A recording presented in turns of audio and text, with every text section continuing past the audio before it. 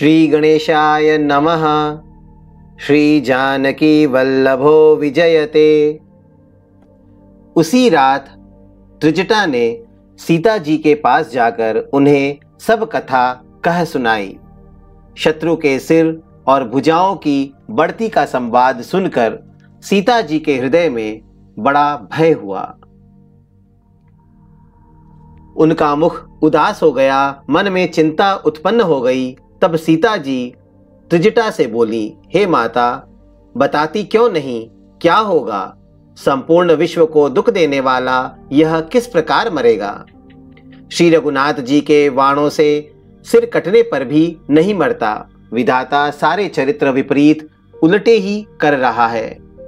सच बात तो यह है कि मेरा दुर्भाग्य ही उसे जिला रहा है, जिसने मुझे भगवान के चरण कमलों से अलग कर दिया है। जिसने कपट का झूठा स्वर्ण मृग बनाया था, वही देव अब भी मुझ पर रूठा हुआ है। जिस विधाता ने मुझसे दूसरा दुख सहन कराए और लक्ष्मण को कड़वे वचन कहलाए, जो श्री रघुनाथ जी के विरह रूपी बड़े विषैले बाणों से तक तक कर मुझे बहुत बार मार कर अब भी मार रहा है, और ऐसे दुख में भी जो मेरे प्राणों को रख रहा है, वही विधाता उस रावण को जिला रहा है, दूसरा कोई नहीं। कृपा निधान श्री राम जी की याद कर करके जानकी जी बहुत प्रकार से विलाप कर रही हैं। त्रिजटा ने कहा, हे राजकुमारी सुनो, देवताओं का शत्रु रावण हृदय में बाण लगते ही मर जाएगा, परंतु प्रभु उसके हृदय में बाण इसलिए नहीं मारते कि इसके हृदय में जानकी जी आप बसती हैं। वे यही सोचकर रह जाते हैं कि इसके हृदय में जानकी का निवास है, जानकी के हृदय में मेरा निवास है, और मेरे उदर में अनेकों भुवन हैं। अतः रावण के हृदय में बाण लगते ही सब भुवनों का नाश हो जाएगा। यह वचन सुनकर सीता जी के मन में अत्यंत हर्ष और विषाद हुआ। देखकर त्रिजटा ने फिर कहा, हे सुंदरी, महान संदेह का त्याग कर दो। अब सुनो, शत्रु इस प्रकार मरेगा। सिरों के बार बार काटे जाने से जब वह व्याकुल हो जाएगा और उसके हृदय से तुम्हारा ध्यान छूट जाएगा, तब सुजान अंतर्यामी श्री रामचंद्र जी रावण के हृदय में बाण मारेंगे। ऐसा कहकर और सीता जी को बहुत प्रकार से समझाकर फिर त्रिजटा अपने घर चली गई। श्री रामचंद्र जी के स्वभाव का स्मरण करके जानकी जी को अत्यंत विरह व्यथा उत्पन्न हुई। वे रात्रि की और चंद्रमा की बहुत प्रकार से निंदा कर रही हैं और कह रही हैं, रात युग के समान बड़ी हो गई, वह बीतती ही नहीं। जानकी जी श्री राम जी के विरह में दुखी होकर मन ही मन भारी विलाप कर रही हैं। जब विरह के मारे हृदय में दारुण दाह हो गया, तब उनका बायां नेत्र और बाहु फड़क उठे। शकुन समझकर उन्होंने मन में धैर्य धारण किया कि अब कृपालु श्री रघुवीर अवश्य मिलेंगे। यहां आधी रात को रावण मूर्छा से जगा और अपने सारथी पर रुष्ट होकर कहने लगा, अरे मूर्ख, तूने मुझे रणभूमि से अलग कर दिया। अरे अधम, अरे मंद बुद्धि, तुझे धिक्कार है, धिक्कार है। सारथी ने चरण पकड़कर रावण को बहुत प्रकार से समझाया। सवेरा होते ही वह रथ पर चढ़कर फिर दौड़ा। रावण का आना सुनकर वानरों की सेना में बड़ी खलबली मच गई। वे भारी योद्धा जहां तहां पर्वत और वृक्ष उखाड़कर क्रोध से दांत कटकटाकर दौड़े। विकट और विकराल बानर भालू हाथों में पर्वत लिए दौड़े। वे अत्यंत क्रोध करके प्रहार करते हैं। उनके मारने से राक्षस भाग चले। बलवान वानरों ने शत्रु की सेना को विचलित करके फिर रावण को घेर लिया।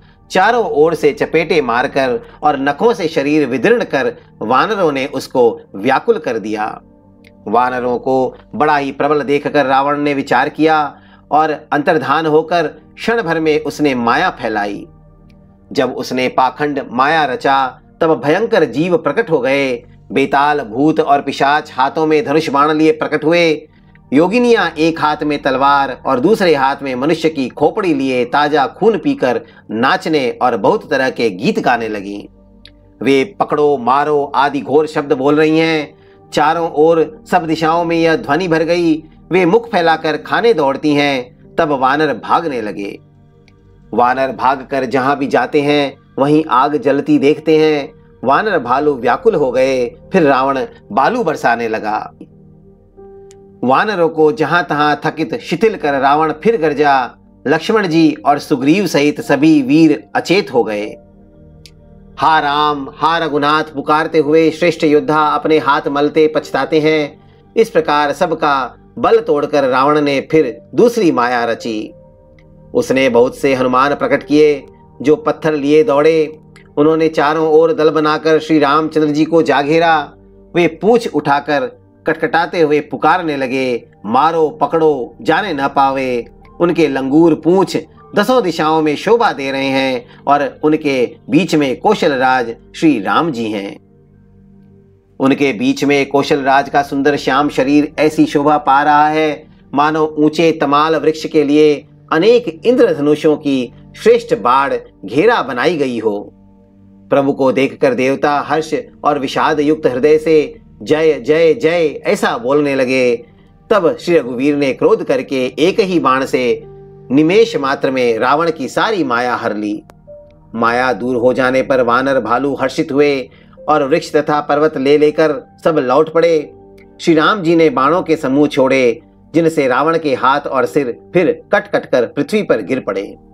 श्री राम जी और रावण के युद्ध का चरित्र यदि सैकड़ों शेष सरस्वती वेद और कवि अनेक कल्पों तक गाते रहें तो भी वे उसका पार नहीं पा सकते। उसी चरित्र के कुछ गुणगण मंद बुद्धि तुलसीदास ने कहे हैं। जैसे मक्खी भी अपने पुरुषार्थ के अनुसार आकाश में उड़ती है।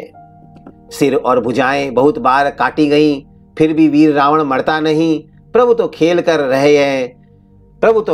रहे हैं, परंतु मुनि सिद्ध और देवता उस क्लेश को देखकर प्रभु को क्लेश पाते समझकर व्याकुल हैं। काटते ही सिरों का समूह बढ़ जाता है। जैसे प्रत्येक लाभ पर लोभ बढ़ता है। शत्रु मरता नहीं और परिश्रम बहुत हुआ। तब श्री रामचंद्र जी ने विभीषण की ओर देखा। शिव जी कहते हैं, हे उमा, जिसकी इच्छा मात्र से काल भी मर जाता है वही प्रभु सेवक की प्रीति की परीक्षा ले रहे हैं। विभीषण जी ने कहा, हे सर्वज्ञ, हे चराचर के स्वामी, हे शरणागत के पालन करने वाले, हे देवता और मुनियों को सुख देने वाले, सुनिए, इसके नाभि कुंड में अमृत का निवास है। हे नाथ, रावण उसी के बल पर जीता है। विभीषण के वचन सुनते ही कृपालु श्री रघुनाथ जी ने हर्षित होकर हाथ में विकराल बाण लिए। उस समय नाना प्रकार के अशकुन होने लगे। बहुत से गधे, सियार और कुत्ते रोने लगे। जगत के दुख अशुभ को सूचित करने के लिए पक्षी बोलने लगे। आकाश में जहां तहां केतु पुच्छल तारे प्रकट हो गए। दसों दिशाओं में अत्यंत दाह होने लगा। आग लगने लगी। बिना ही पर्व योग के सूर्य ग्रहण होने लगा। मंदोदरी का हृदय बहुत कांपने लगा। मूर्तियां नेत्र मार्ग से जल बहाने लगी। मूर्तियां रोने लगी। आकाश से वज्रपात होने लगे। अत्यंत प्रचंड वायु बहने लगी। पृथ्वी हिलने लगी। बादल रक्त बाल और धूल की वर्षा करने लगे। इस प्रकार इतने अधिक अमंगल होने लगे कि उनको कौन कह सकता है। अपरिमित उत्पात देखकर आकाश में देवता व्याकुल होकर जय जय पुकार उठे। देवताओं को भयभीत जानकर कृपालु श्री रघुनाथ जी धनुष पर बाण संधान करने लगे। कानों तक धनुष को खींचकर श्री रघुनाथ जी ने 31 बाण छोड़े। वे श्री रामचंद्र जी के बाण ऐसे चले मानो काल सर्प हों। एक बाण ने नाभि के अमृत कुंड को सोख लिया। दूसरे 30 बाण कोप करके उसके सिरों और भुजाओं में लगे। बाण सिरों और भुजाओं को लेकर चले। सिरों और भुजाओं से रहित रुंड धड़ पृथ्वी पर नाचने लगा। धड़ प्रचंड वेग से दौड़ता है जिससे धरती धंसने लगी। तब प्रभु ने बाण मारकर उसके 2 टुकड़े कर दिए। मरते समय रावण बड़े घोर शब्द से गरज कर बोला, राम कहाँ है, मैं ललकार कर उनको युद्ध में मारूं। रावण के गिरते ही पृथ्वी हिल गई। समुद्र, नदियां, दिशाओं के हाथी और पर्वत शुद्ध हो उठे। रावण धड़ के दोनों टुकड़ों को फैलाकर भालू और वानरों के समुदाय को दबाता हुआ पृथ्वी पर गिर पड़ा। रावण की भुजाओं और सिरों को मंदोदरी के सामने रखकर राम बाण वहां चले जहां जगदीश्वर श्री राम जी थे। सब बाण जाकर तरकस में प्रवेश कर गए। यह देखकर देवताओं ने नगाड़े बजाए। रावण का तेज प्रभु के मुख में समा गया। यह देखकर शिव जी और ब्रह्मा जी हर्षित हुए। ब्रह्मांड भर में जय जय की ध्वनि भर गई। प्रबल भुजदंडों वाले श्री रघुवीर की जय हो। देवता और मुनियों के समूह फूल बरसाते हैं और कहते हैं, कृपालु की जय हो, मुकुंद की जय हो, जय हो। हे कृपा के कंद, हे मोक्षदाता मुकुंद, हे राग द्वेष हर्ष शोक जन्म मृत्यु आदि द्वंद्वों के हरने वाले, हे शरणागत को सुख देने वाले प्रभो, हे दुष्ट दल को विदीर्ण करने वाले, हे कारणों के भी परम कारण, हे सदा करुणा करने वाले, हे सर्वव्यापक विभो, आपकी जय हो। देवता हर्ष में भरे हुए पुष्प बरसाते हैं। घमाघम नगाड़े बज रहे हैं। रणभूमि में श्री रामचंद्र जी के अंगों ने बहुत से कामदेवों की शोभा प्राप्त की। सिर पर जटाओं का मुकुट है, जिसके बीच बीच में अत्यंत मनोहर पुष्प शोभा दे रहे हैं। मानो नीले पर्वत पर बिजली के समूह सहित नक्षत्र सुशोभित हो रहे हैं। श्री राम जी अपने भुजदंडों से बाण और धनुष फिरा रहे हैं। शरीर पर रुधिर के कण अत्यंत सुंदर लगते हैं। मानो तमाल के वृक्ष पर बहुत सी ललमुनियां चिड़ियां अपने महान सुख में मग्न हुई निश्चल बैठी हों। प्रभु श्री रामचंद्र जी ने कृपा दृष्टि की वर्षा करके देव समूह को निर्भय कर दिया। वानर भालू सब हर्षित हुए और सुखधाम मुकुंद की जय हो ऐसा पुकारने लगे। पति के सिर देखते ही मंदोदरी व्याकुल और मूर्छित होकर धरती पर गिर पड़ी। स्त्रियां रोती हुई उठ दौड़ी और उस मंदोदरी को उठाकर रावण के पास आईं। पति की दशा देखकर वे पुकार पुकार कर रोने लगी। उनके बाल खुल गए, देह की संभाल नहीं रही। वे अनेकों प्रकार से छाती पीटती हैं और रोती हुई रावण के प्रताप का बखान करती हैं। वे कहती हैं, हे नाथ, तुम्हारे बल से पृथ्वी सदा कांपती रहती थी। अग्नि, चंद्रमा और सूर्य तुम्हारे सामने तेजहीन थे। शेष और कच्छप भी जिसका भार नहीं सह सकते थे, वही तुम्हारा शरीर आज धूल में भरा हुआ पृथ्वी पर पड़ा है। वरुण, कुबेर, इंद्र और वायु, इनमें से किसी ने भी रण में तुम्हारे सामने धैर्य धारण नहीं किया। हे स्वामी, तुमने अपने भुजबल से काल और यमराज को भी जीत लिया था। वही तुम आज अनाथ की तरह पड़े हो। तुम्हारी प्रभुता जगत भर में प्रसिद्ध है। तुम्हारे पुत्रों और कुटुंबियों के बल का हाय वर्णन ही नहीं हो सकता। श्री रामचंद्र जी के विमुख होने से ही तुम्हारी ऐसी दुर्दशा हुई कि आज कुल में कोई रोने वाला भी न रह गया। हे नाथ, विधाता की सारी सृष्टि तुम्हारे वश में थी। लोकपाल सदा भयभीत होकर तुमको मस्तक नवाते थे, किंतु हाय, अब तुम्हारे सिर और भुजाओं को गीदड़ खा रहे हैं। राम विमुख के लिए ऐसा होना अनुचित भी नहीं है, अर्थात उचित ही है। हे पति, काल के पूर्ण वश में होने से तुमने किसी का कहना नहीं माना और चराचर के नाथ परमात्मा को मनुष्य करके जाना। दैत्य रूपी वन को जलाने के लिए अग्नि स्वरूप साक्षात श्री हरि को तुमने मनुष्य करके जाना। शिव और ब्रह्मा आदि देवता जिनको नमस्कार करते हैं, उन करुणामय भगवान को हे प्रियतम तुमने नहीं भजा। तुम्हारा यह शरीर जन्म से ही दूसरों से द्रोह करने में तत्पर तथा पाप समूहमय रहा। इतने पर भी जिन निर्विकार ब्रह्म श्री राम जी ने तुमको अपना धाम दिया, उनको मैं नमस्कार करती हूँ। आहा नाथ, श्री रघुनाथ जी के समान कृपा का समुद्र दूसरा कोई नहीं है। जिन भगवान ने तुमको वह गति दी जो योगी समाज को भी दुर्लभ है। मंदोदरी के वचन कानों से सुनकर देवता, मुनि और सिद्ध सभी ने सुख माना। ब्रह्मा, महादेव, नारद और सनकादि तथा और भी जो परमार्थवादी परमात्मा के तत्व को जानने और कहने वाले श्रेष्ठ मुनि थे, वे सभी श्री रघुनाथ जी को नेत्र भरकर निरख कर प्रेम मग्न हो गए और अत्यंत सुखी हुए। अपने घर की सब स्त्रियों को रोती हुई देखकर विभीषण जी के मन में बड़ा भारी दुख हुआ और वे उनके पास गए। उन्होंने भाई की दशा देखकर दुख किया। तब प्रभु श्री राम जी ने छोटे भाई को आज्ञा दी कि जाकर विभीषण को धैर्य बंधाओ। लक्ष्मण जी ने उन्हें बहुत प्रकार से समझाया। तब विभीषण प्रभु के पास लौट आए। प्रभु ने उनको कृपापूर्ण दृष्टि से देखा और कहा, सब शोक त्याग कर रावण की अंत्येष्टि क्रिया करो। प्रभु की आज्ञा मानकर और हृदय में देश और काल का विचार करके विभीषण जी ने विधि पूर्वक सब क्रिया की।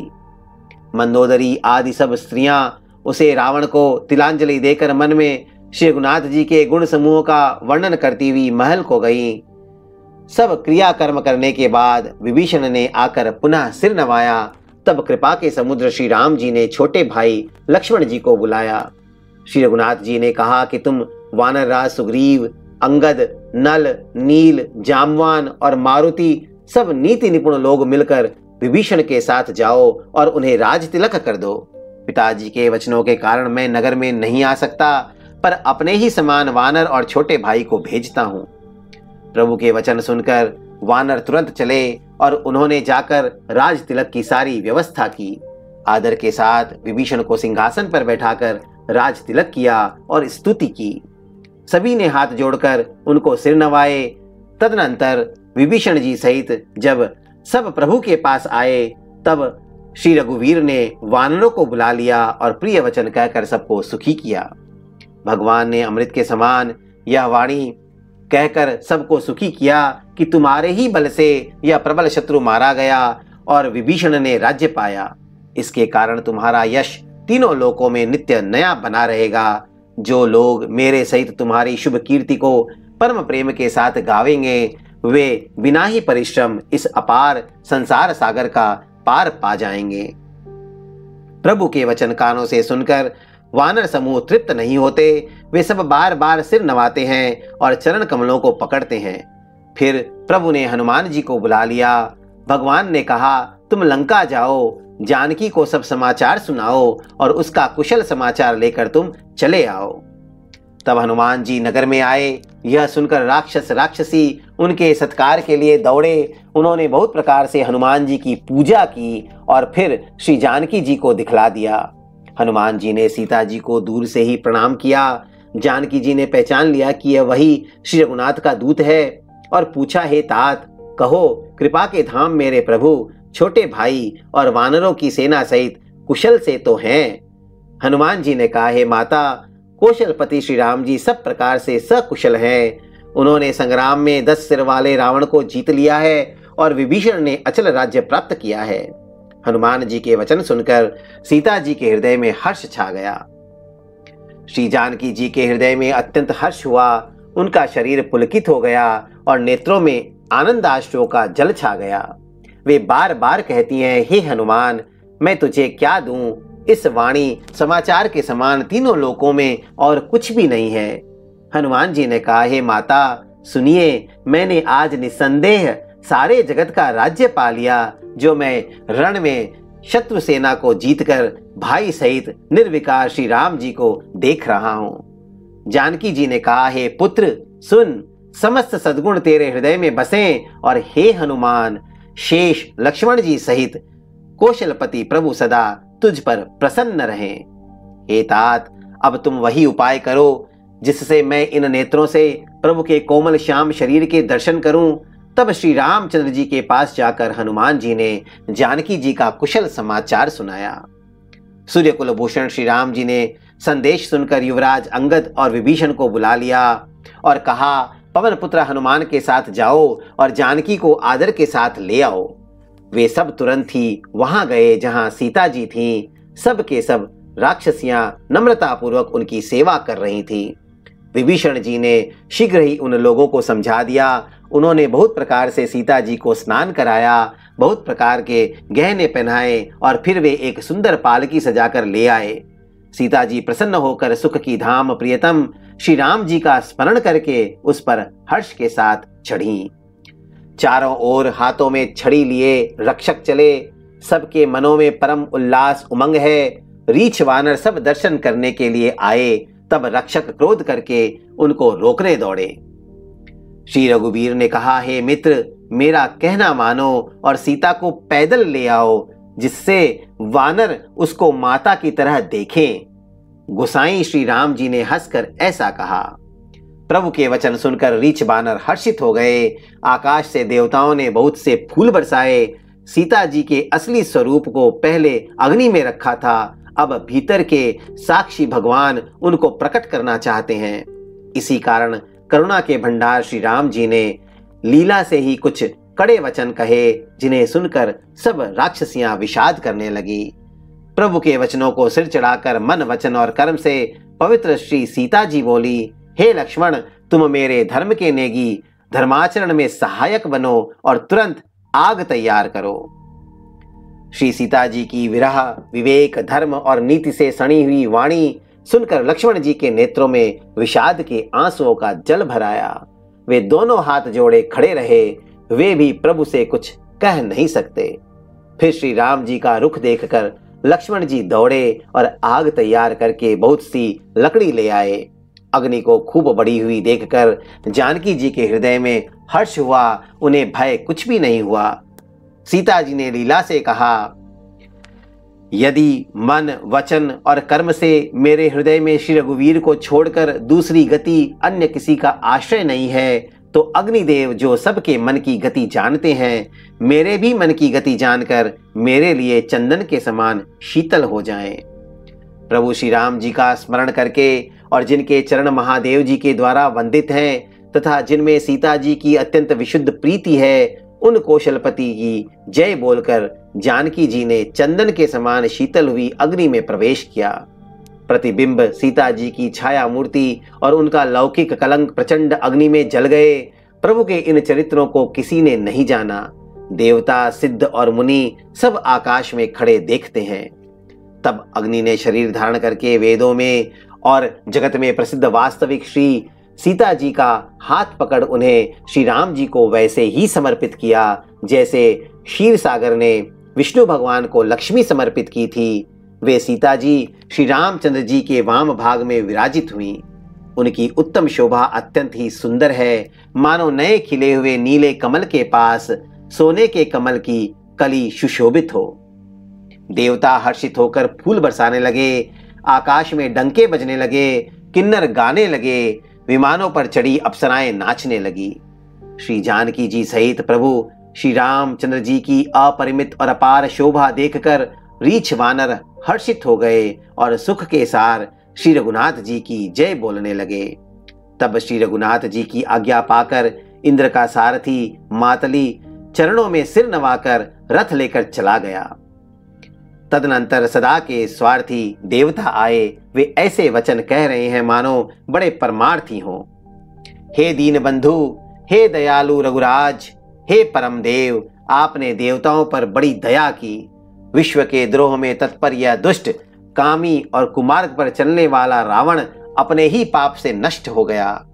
आप समरूप, ब्रह्म अविनाशी, नित्य एकरस, स्वभाव से ही उदासीन, शत्रु मित्र भाव रहित, अखंड, निर्गुण, माइक गुणों से रहित, अजन्मा, निष्पाप, निर्विकार, अजेय, अमोघ शक्ति, जिनकी शक्ति कभी व्यर्थ नहीं होती और दयामय हैं। आपने ही मत्स्य, कच्छप, वाराह, नृसिंह, वामन और परशुराम के शरीर धारण किए हैं। हे नाथ, जब जब देवताओं ने दुख पाया तब तब अनेकों शरीर धारण करके आपने ही उनका दुख नाश किया। यह दुष्ट मलिन हृदय देवताओं का नित्य शत्रु, काम, लोभ और मद के परायण तथा अत्यंत क्रोधी था। ऐसे अधमों के शिरोमणि ने भी आपका परम पद पा लिया। इस बात का हमारे मन में आश्चर्य हुआ।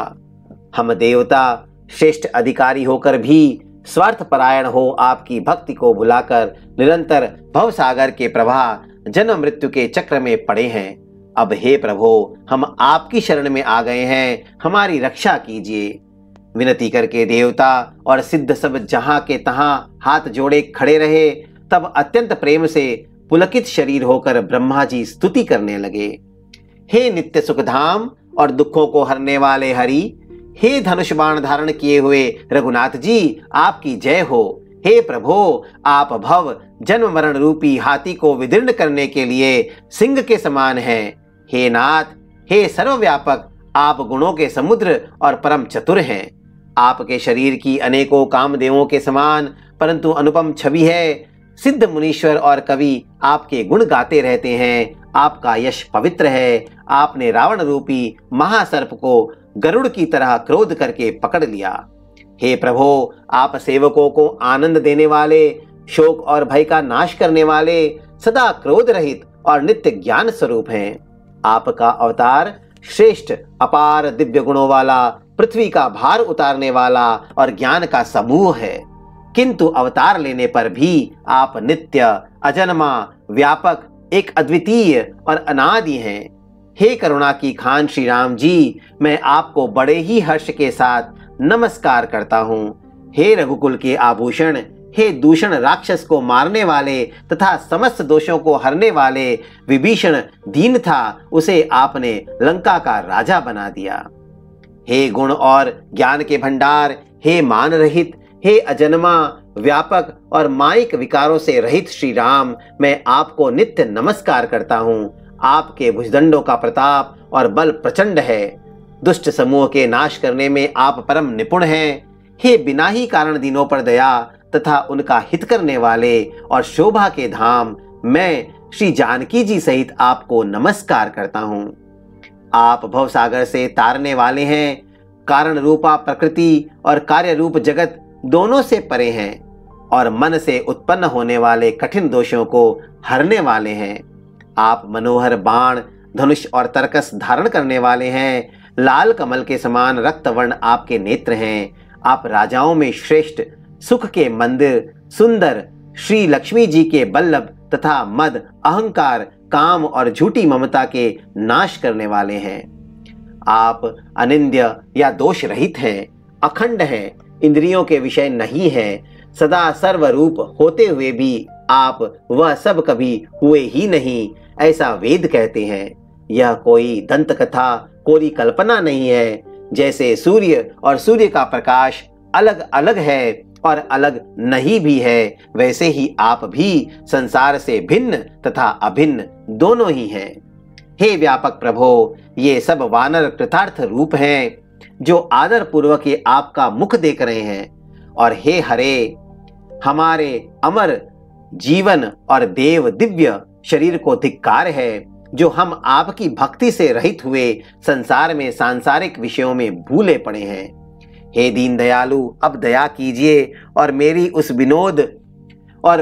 उस विभेद उत्पन्न करने वाली बुद्धि को हर लीजिए, जिससे मैं विपरीत कर्म करता हूँ और जो दुख है उसे सुख मानकर आनंद से विचरता हूँ। आप दुष्टों का खंडन करने वाले और पृथ्वी के रमणीय आभूषण हैं। आपके चरण कमल श्री शिव पार्वती द्वारा सेवित हैं। हे राजाओं के महाराज, मुझे यह वरदान दीजिए कि आपके चरण कमलों में सदा मेरा कल्याणदायक अनन्य प्रेम हो। इस प्रकार ब्रह्मा जी ने अत्यंत प्रेम पुलकित शरीर से विनती की। शोभा के समुद्र श्री राम जी के दर्शन करते करते उनके नेत्र तृप्त ही नहीं होते थे। उसी समय दशरथ जी वहां आए। पुत्र श्री राम जी को देखकर उनके नेत्रों में प्रेमाश्रु का जल छा गया। छोटे भाई लक्ष्मण जी सहित प्रभु ने उनकी वंदना की और तब पिता ने उनको आशीर्वाद दिया। श्री राम जी ने कहा, हे तात, यह सब आपके पुण्यों का प्रभाव है जो मैंने अजेय राक्षस राज को जीत लिया। पुत्र के वचन सुनकर उनकी प्रीति अत्यंत बढ़ गई, नेत्रों में जल छा गया और रोमावली खड़ी हो गई। श्री रघुनाथ जी ने पहले के जीवित काल के प्रेम को विचार कर पिता की ओर देखकर ही उन्हें अपने स्वरूप का दृढ़ ज्ञान करा दिया। हे उमा, दशरथ जी ने भेद भक्ति में अपना मन लगाया था, इसी से उन्होंने कैवल्य मोक्ष नहीं पाया। माया रहित सच्चिदानंदमय स्वरूप भूत दिव्य गुण युक्त सगुण स्वरूप की उपासना करने वाले भक्त इस प्रकार का मोक्ष लेते भी नहीं। उनको श्री राम जी अपनी भक्ति देते हैं। प्रभु को इष्ट बुद्धि से बार बार प्रणाम करके दशरथ जी हर्षित होकर देवलोक को चले गए। छोटे भाई लक्ष्मण जी और जानकी जी सहित परम कुशल प्रभु श्री कौशलाधीश की शोभा देखकर देवराज इंद्र मन में हर्षित होकर स्तुति करने लगे। शोभा के धाम, शरणागत को विश्राम देने वाले, श्रेष्ठ तरकस, धनुष और बाण धारण किए हुए प्रबल प्रतापी भुजदंडों वाले श्री रामचंद्र जी की जय हो। हे खर और दूषण के शत्रु और राक्षसों की सेना के मर्दन करने वाले, आपकी जय हो। हे नाथ, आपने इस दुष्ट को मारा जिससे सब देवता सनात सुरक्षित हो गए। हे भूमि का भार हरने वाले, हे अपार श्रेष्ठ महिमा वाले, आपकी जय हो। हे रावण के शत्रु, हे कृपालु, आपकी जय हो। आपने राक्षसों को बेहाल तहस नहस कर दिया। लंकापति रावण को अपने बल का बहुत घमंड था। उसने देवता और गंधर्व सभी को अपने वश में कर लिया था और वह मुनि, सिद्ध, मनुष्य, पक्षी और नाग आदि सभी के हठ पूर्वक हाथ धोकर पीछे पड़ गया था। वह दूसरों से द्रोह करने में तत्पर और अत्यंत दुष्ट था। उस पापी ने वैसा ही फल पाया। अब हे दीनों पर दया करने वाले, हे कमल के समान विशाल नेत्रों वाले, सुनिए, मुझे अत्यंत अभिमान था कि मेरे समान कोई नहीं है, पर अब प्रभु आपके चरण कमलों के दर्शन करने से दुख समूह का देने वाला मेरा वह अभिमान जाता रहा। कोई उन निर्गुण ब्रह्म का ध्यान करते हैं जिन्हें वेद अव्यक्त निराकार कहते हैं, परंतु हे राम जी, मुझे तो आपका यह सगुण कौशल राज स्वरूप ही प्रिय लगता है। श्री जानकी जी और छोटे भाई लक्ष्मण जी सहित मेरे हृदय में अपना घर बनाइए। हे रमा निवास, मुझे अपना दास समझिए और अपनी भक्ति दीजिए। हे रमा निवास, हे शरणागत के भय को हरने वाले और उसे सब प्रकार का सुख देने वाले, मुझे अपनी भक्ति दीजिए।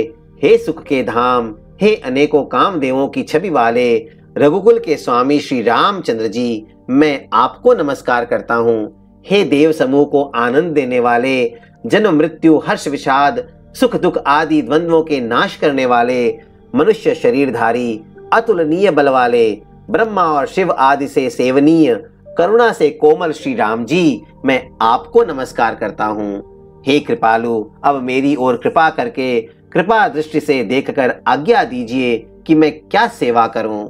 इंद्र के ये प्रिय वचन सुनकर दीन दयालु श्री राम जी बोले, हे देवराज सुनो, हमारे वानर भालू जिन्हें निशाचरों ने मार डाला है पृथ्वी पर पड़े हैं। इन्होंने मेरे हित के लिए अपने प्राण त्याग दिए। हे सुजान देवराज, इन सब को जिला दो। काकभुषुंडी जी कहते हैं, हे गरुड़ सुनिए, प्रभु के ये वचन अत्यंत गहन गूढ़ हैं। ज्ञानी मुनि ही इन्हें जान सकते हैं। प्रभु श्री राम जी त्रिलोकी को मारकर जिला सकते हैं। यहाँ तो उन्होंने केवल इंद्र को बड़ाई दी है। इंद्र ने अमृत बरसाकर वानर भालुओं को जिला दिया। सब हर्षित होकर उठे और प्रभु के पास आए। अमृत की वर्षा दोनों ही दलों पर हुई, पर रीछ वानर ही जीवित हुए, राक्षस नहीं, क्योंकि राक्षसों के मन तो मरते समय रामाकार हो गए थे, अतः वे मुक्त हो गए, उनके भव बंधन छूट गए।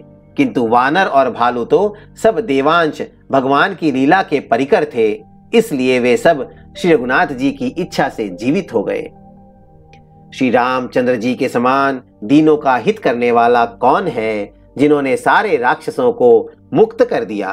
दुष्ट पापों के घर और कामी रावण भी वह गति पाई जिसे श्रेष्ठ मुनि भी नहीं पाते। फूलों की वर्षा करके सब देवता सुंदर विमानों पर चढ़ चढ़कर चले। तब सुअवसर जानकर सुजान शिवजी प्रभु श्री रामचंद्र जी के पास आए और परम प्रेम से दोनों हाथ जोड़कर कमल के समान नेत्रों में जल भरकर पुलकित शरीर और गदगद वाणी से त्रिपुरारी शिवजी विनती करने लगे। हे रघुकुल के स्वामी, सुंदर हाथों में श्रेष्ठ धनुष और सुंदर बाण धारण किए हुए आप मेरी रक्षा कीजिए। आप महामोह रूपी मेघ समूह के उड़ाने के लिए प्रचंड पवन हैं, संशय रूपी वन के भस्म करने के लिए अग्नि हैं और देवताओं को आनंद देने वाले हैं। आप निर्गुण सगुण दिव्य गुणों के धाम और परम सुंदर हैं। भ्रम रूपी अंधकार के नाश के लिए प्रबल प्रतापी सूर्य हैं। काम क्रोध और मद रूपी हाथियों के वध के लिए सिंह के समान आप इस सेवक के मन रूपी वन में निरंतर निवास कीजिए। विषय कामनाओं के समूह रूपी कमल वन के नाश के लिए आप प्रबल पाला हैं। आप उदार और मन से परे हैं। भवसागर को मथने के लिए आप मंदराचल पर्वत हैं। आप हमारे परम भय को दूर कीजिए और हमें दुस्तर संसार सागर से पार कीजिए। हे श्याम सुंदर शरीर, हे कमल नयन, हे दीन बंधु, हे शरणागत को दुख से छुड़ाने वाले, हे राजा रामचंद्र जी, आप छोटे भाई लक्ष्मण और जानकी जी सहित निरंतर मेरे हृदय के अंदर निवास कीजिए। आप मुनियों को आनंद देने वाले, पृथ्वी मंडल के भूषण, तुलसीदास के प्रभु और भय का नाश करने वाले हैं। हे नाथ, जब अयोध्यापुरी में आपका राज तिलक होगा, तब हे कृपा सागर, मैं आपकी उदार लीला देखने आऊंगा। जब शिव जी विनती करके चले गए, तब विभीषण जी प्रभु के पास आए और चरणों में सिर नवाकर कोमल वाणी से बोले, हे शारंग धनुष के धारण करने वाले प्रभु, मेरी विनती सुनिए। आपने कुल और सेना सहित रावण का वध किया, त्रिभुवन में अपना पवित्र यश फैलाया और मुझ दीन, पापी, बुद्धिहीन और जातिहीन पर बहुत प्रकार से कृपा की। अब हे प्रभु, इस दास के घर को पवित्र कीजिए और वहां चलकर स्नान कीजिए, जिससे युद्ध की थकावट दूर हो जाए। हे कृपालु, खजाना, महल और संपत्ति का निरीक्षण कर प्रसन्नता पूर्वक वानरों को दीजिए। हे नाथ, मुझे सब प्रकार से अपना लीजिए और फिर हे प्रभु, मुझे साथ लेकर अयोध्यापुरी को पधारिए। विभीषण जी के कोमल वचन सुनते ही दीन दयालु प्रभु के दोनों विशाल नेत्रों में प्रेमाश्रु का जल भर आया। श्री राम जी ने कहा, हे भाई सुनो, तुम्हारा खजाना और घर सब मेरा ही है। यह बात सच है, पर भरत की दशा याद करके मुझे एक एक पल कल्प के समान बीत रहा है। तपस्वी के वेश में कृष दुबले शरीर से निरंतर मेरा नाम जप कर रहे हैं। हे सखा, वही उपाय करो जिससे मैं जल्दी से जल्दी उन्हें देख सकूं। मैं तुमसे निहोरा अनुरोध करता हूं। यदि अवधि बीत जाने पर जाता हूं तो भाई को जीता न पाऊंगा। छोटे भाई भरत जी की प्रीति का स्मरण करके प्रभु का शरीर बार बार पुलकित हो रहा है। श्री राम जी ने फिर कहा, हे विभीषण, तुम कल्प भर राज्य करना, मन में मेरा निरंतर स्मरण करते रहना, फिर तुम मेरे उस धाम को पा जाओगे जहां सब संत जाते हैं। श्री रामचंद्र जी के वचन सुनते ही विभीषण जी ने हर्षित होकर कृपा के धाम श्री राम जी के चरण पकड़ लिए। सभी वानर भालू हर्षित हो गए और प्रभु के चरण पकड़कर उनके निर्मल गुणों का बखान करने लगे। फिर विभीषण जी महल को गए और उन्होंने मणियों के समूह, रत्नों से और वस्त्रों से विमान को भर लिया। फिर उस पुष्पक विमान को लाकर प्रभु के सामने रख दिया। तब कृपा सागर श्री राम जी ने हंसकर कहा, हे सखा विभीषण, सुनो, विमान पर चढ़कर आकाश में जाकर वस्त्रों और गहनों को बरसा दो। तब आज्ञा सुनते ही विभीषण जी ने आकाश में जाकर सब मणियों और वस्त्रों को बरसा दिया। जिसके मन को जो अच्छा लगता है वह वही ले लेता है। मणियों को मुंह में लेकर वानर फिर उन्हें खाने की चीज न समझकर उगल देते हैं। यह तमाशा देखकर परम विनोदी और कृपा के धाम श्री राम जी, सीता जी और लक्ष्मण जी सहित हंसने लगे। जिनको मुनि ध्यान में भी नहीं पाते, जिन्हें वेद नेति नेति कहते हैं, वे ही कृपा के समुद्र श्री राम जी वानरों के साथ अनेकों प्रकार के विनोद कर रहे हैं। शिव जी कहते हैं, हे उमा, अनेकों प्रकार के योग, जप, दान, तप, यज्ञ, व्रत और नियम करने पर भी श्री रामचंद्र जी वैसी कृपा नहीं करते जैसी अनन्य प्रेम होने पर करते हैं। भालुओं और वानरों ने कपड़े गहने पाए और उन्हें पहन पहन कर वे श्री रघुनाथ जी के पास आए।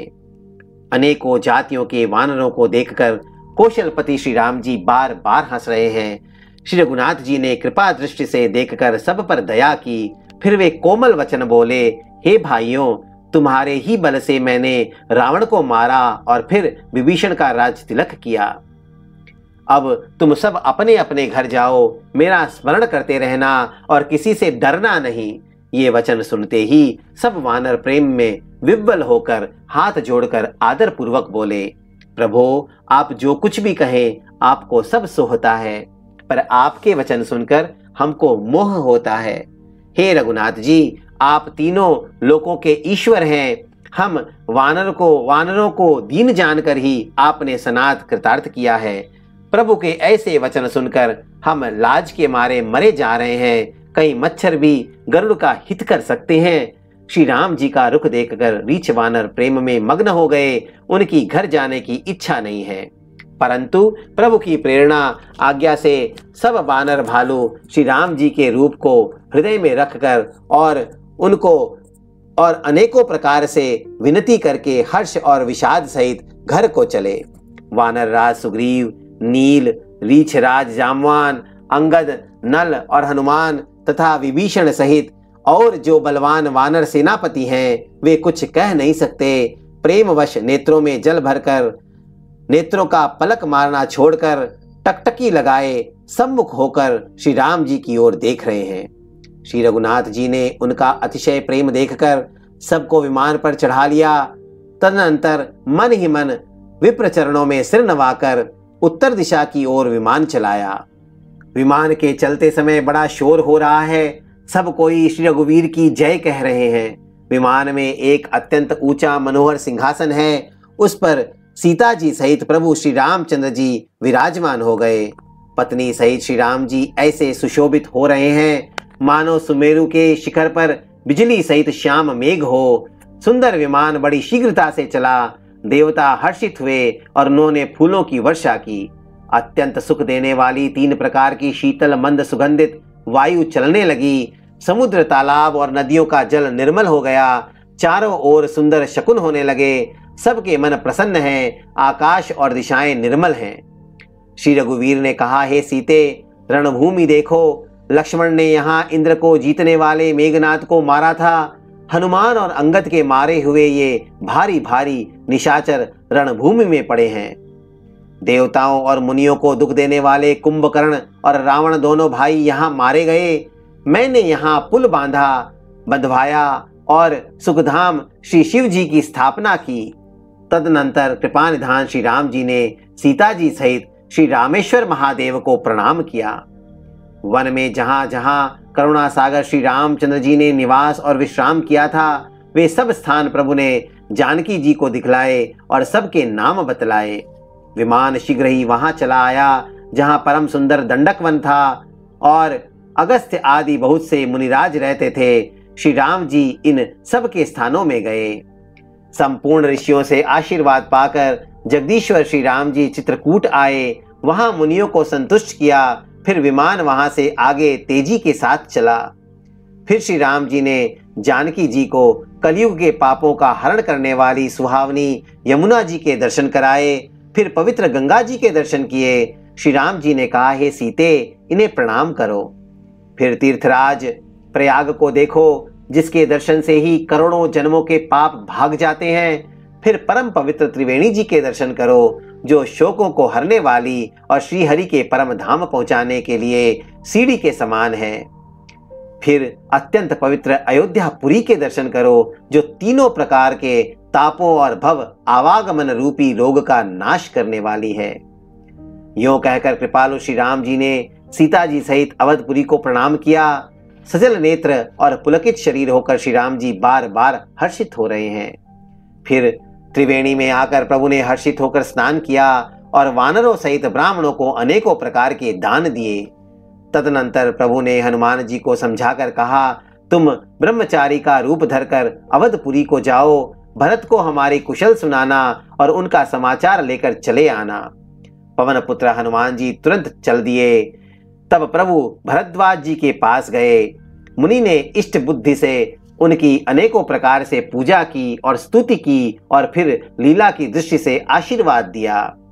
दोनों हाथ जोड़कर तथा मुनि के चरणों की वंदना करके प्रभु विमान पर चढ़कर फिर आगे चले। यहाँ जब निषाद राज ने सुना कि प्रभु आ गए, तब उसने नाव कहाँ है पुकारते हुए लोगों को बुलाया। इतने में ही विमान गंगा जी को लांग कर इस पार आ गया और प्रभु की आज्ञा पाकर वह किनारे पर उतरा।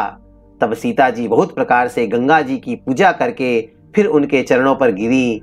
गंगा जी ने मन में हर्षित होकर आशीर्वाद दिया, हे सुंदरी, तुम्हारा सुहाग अखंड हो। भगवान के तट पर उतरने की बात सुनते ही निषाद राज गुह प्रेम में विह्वल होकर दौड़ा। परम सुख से परिपूर्ण होकर वह प्रभु के समीप आया और श्री जानकी जी सहित प्रभु को देखकर वह आनंद समाधि में मग्न होकर पृथ्वी पर गिर पड़ा। उसे शरीर की सुधि न रही। श्री रघुनाथ जी ने उसका परम प्रेम देखकर उसे उठाकर हर्ष के साथ हृदय से लगा लिया। सुजानों के राजा शिरोमणि लक्ष्मीकांत कृपा निधान भगवान ने उसको हृदय से लगा लिया और अत्यंत निकट बैठाकर कुशल पूछी।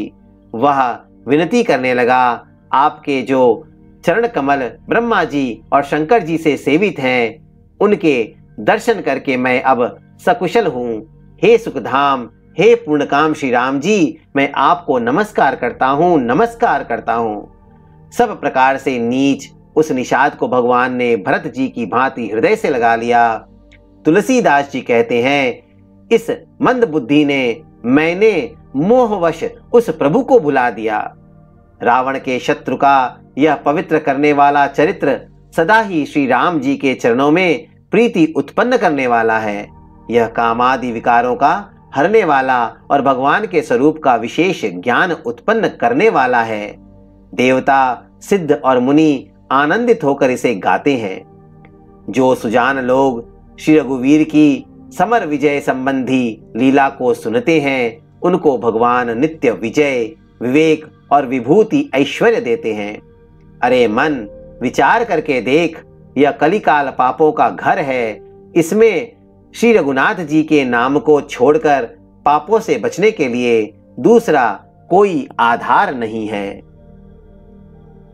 मास पारायण 27वां विश्राम। कलयुग के समस्त पापों का नाश करने वाले श्री रामचरितमानस का यह छठा सोपान समाप्त हुआ। लंका कांड समाप्त।